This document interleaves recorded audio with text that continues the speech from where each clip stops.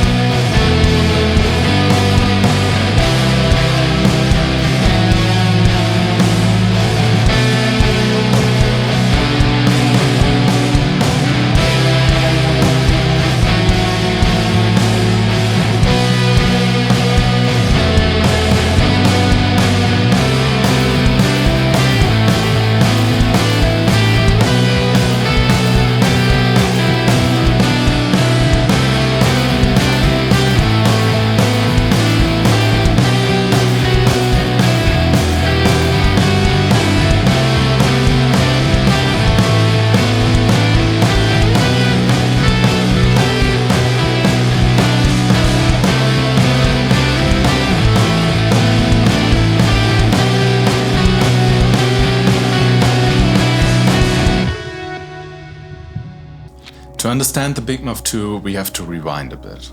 By the late 70s, the Big Muff was already a known quantity, but Electro-Harmonix wasn't standing still. Parts were changing, costs were going up, and EHX was actively experimenting with new ways to build distortion. And that's how we got the Op-Amp Big Muff.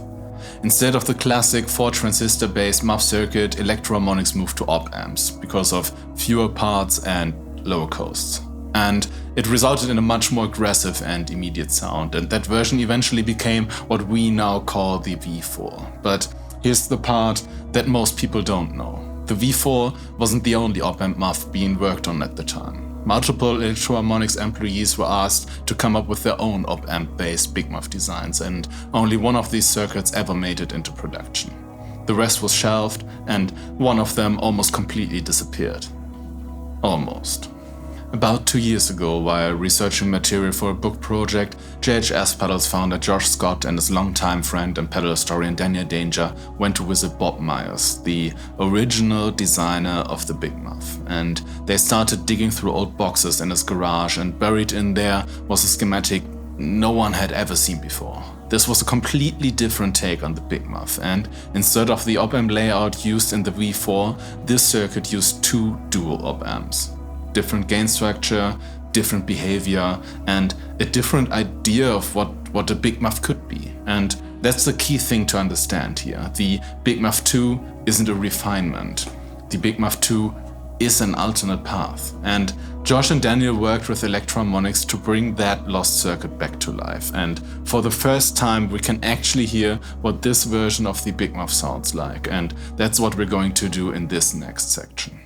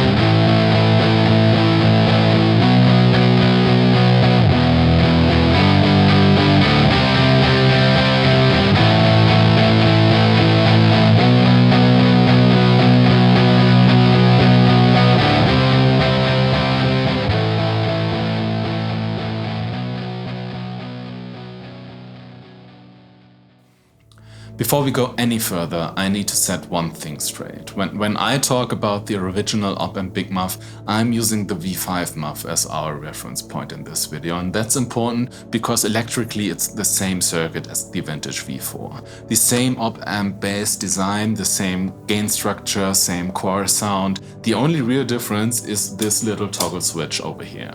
Because on the V5, Electro-Harmonix replaced the original on and off switch with a tone bypass, which lets you remove the tone stack entirely. That feature wasn't on the original pedal, but the underlying circuit is completely unchanged. So for everything you're about to hear, think of the V5 as a slightly modernized but absolutely accurate stand-in for the original V4 Op-Amp Big Muff, which I sadly don't own yet. So with that out of the way, let's hear how the Big Muff 2 stacks up against it with the exact same settings, both on the pedal as for the amp.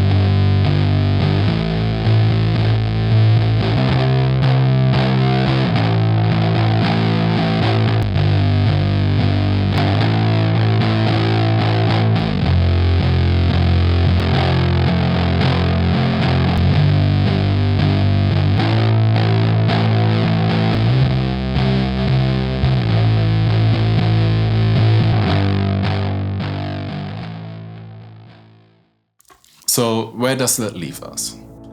The Big Muff 2 isn't a replacement for the Op-Amp Big Muff, and it's not an improved V4 or V5. It's a different solution to the same problem Electro-Harmonix was working on in the late 70s, and when you hear them side by side, the difference is kinda clear. The vintage Muff is much more scooped and therefore a little bit more aggressive in the upper mids, while the Big Muff 2 is wider and smoother and fuller in the mids.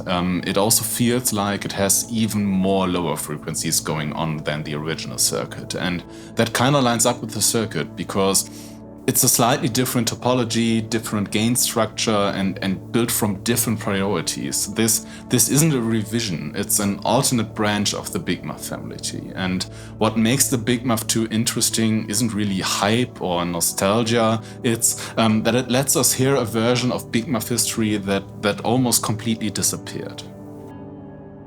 We're coming to the end of this video, so thank you for watching. If you're into deep dives like this, consider subscribing and hopefully I see you in the next one.